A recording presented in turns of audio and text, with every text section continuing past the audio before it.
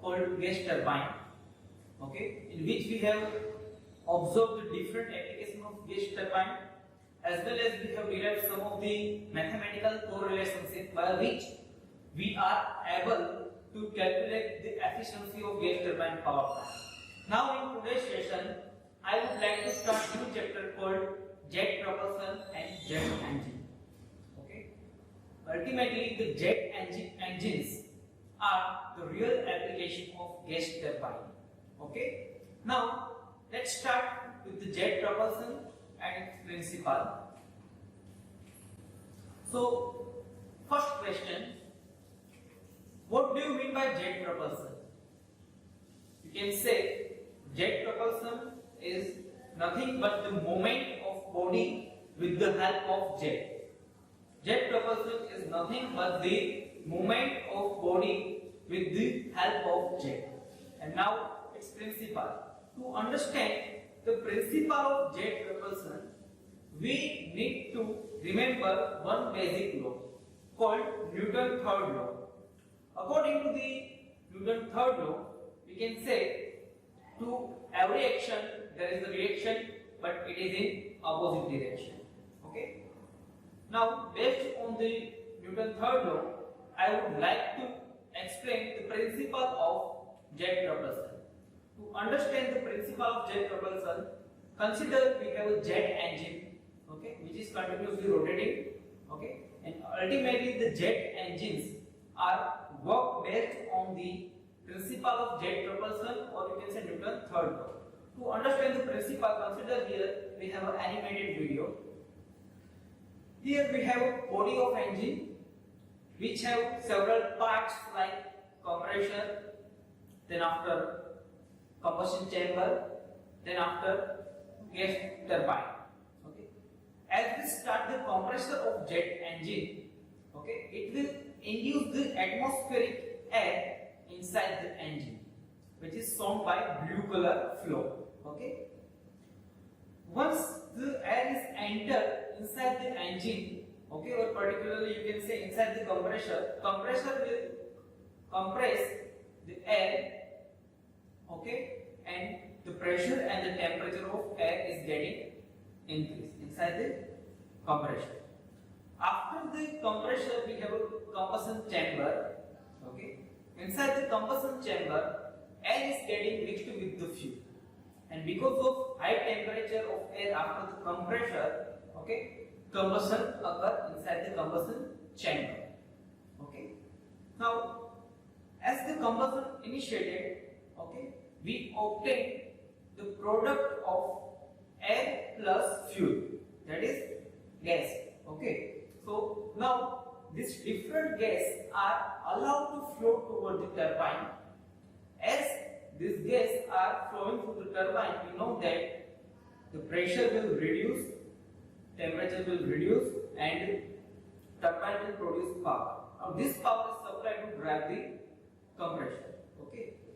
Now, because of the reduction of the pressure and the temperature of gas, its velocity is getting increased, because we know that for the particular Mach number, the pressure and the velocity are inversely proportional. Okay. Now, this extremely high velocity gas are allowed to flow through the converging diverging type of nozzle, which is situated at the outlet of engine. Okay. And because of the converging diverging nozzle, the velocity of gas is again increased, okay, which you can see by the yellow color flow. Okay, clear to all?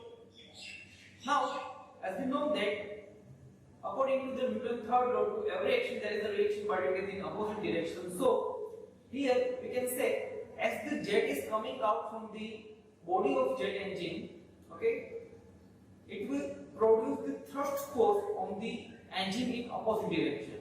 So in a given example, you can see as the jet is flowing toward the back side of the engine shown by yellow color, it will exert the force on the jet engine toward the forward side, and hence the aeroplane will try to move toward the forward side. Okay. Clear to all? So it is the basic principle on which the different type of jet engines are working. Okay, clear? Now again I would like to define the jet propulsion. Jet propulsion is the movement of body with the help of jet. Okay, and jet propulsion is dependent on Newton's third law principle. Jet engine, or you can say jet propulsion, is dependent on the working principle of Newton's third law. Clear to all? Okay, just keep this diagram in your mind so that you will get idea that how jet helps us to propel the vehicle. Okay, ultimately it follows the Newton's third. Clear to all? Now I would like to classify the jet engine. Classification of jet engine, or you can say propulsive engine. Propulsion means the movement of body, you can say. Now propulsive engine have main two categories: air-breathed jet engine and another is non-air-breathed jet engine. Now what do you mean by air-breathing jet engine and non-air-breathing jet engine? Air-breathing jet engine means the type of engine which take oxygen from surrounding in order to propel the vehicle, while the non-air breathing jet engines are the type of engine which does not take oxygen from the surrounding to propel the vehicle, but instead of that, this type of engine have oxygen tank inside the vehicle. Okay, so there is no need to take oxygen from the outside. Clear? Again, the air breathing type of jet engine is divided into two categories. First one is continuous airflow jet engine and another is intermittent airflow jet engine. Continuous airflow jet engine means the type of engine which continuously produces power to propel the vehicle. And again, if you want to further classify the continuous air breathing jet engine, then classify several categories like turbojet engine, then after turbofan engine, then after turbojet engine with the afterburner, then after ramjet engine. All this type of engines are continuous flow engine. Okay, while the intermittent type of engines are the engines which does not produce power continuously, but it will produce power in fluctuating manner like IC engine. Okay, so pulse jet engine is the great example of intermittent jet engine. Then after, if you observe the non-air breathing jet engine, you can say the non-air breathing jet engine is divided mainly into two categories. First one, liquid propellant type of rocket engine, and second one is solid propellant type of rocket engine. The liquid propellant type of rocket engines are the engines which employ the liquid as a fuel. Okay, liquid as a fuel. While the solid propellant type of rocket engines are the engines which employ, or you can say which use solid type of fuel. Okay, so it is all about the classification of jet engine. Okay, just by observing the classification, you can say engine mainly divided into two categories according to the application. Engine for the rocket and engine for the aeroplane. So now let's discuss the comparison between the jet engine and the rocket engine.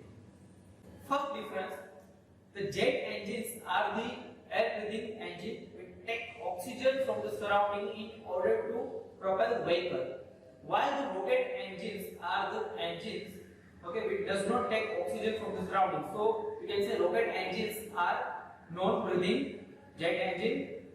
Then after, second difference, the jet engine does not travel in the vacuum. As I told you that the jet engines are widely used for the aeroplane. So but obvious aeroplane cannot travel in vacuum. So we can say second difference is the jet engine does not travel in the vacuum, while you can say rocket engines can travel in vacuum. Okay. Now third difference, as I told you that the jet engine take oxygen from the surrounding. Okay, so there is no need of the oxygen tank. Jet engine require only fuel tank, while the rocket engine require fuel tank as well as oxygen tank. So, from the weight point of view, the rocket engines are quite bulkier compared to the jet engine. Okay. Then after the last difference, the thrust produced by the jet engine is dependent on the altitude and the surrounding atmospheric condition as well as the flight speed. While the rocket engine, the thrust production does not dependent on the surrounding atmosphere as well as altitude. Okay, so it is all about the difference. You can add one more difference here.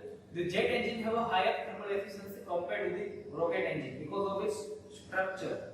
Okay. So it is all about the jet propulsion principle, classification and difference between the rocket and the jet engine.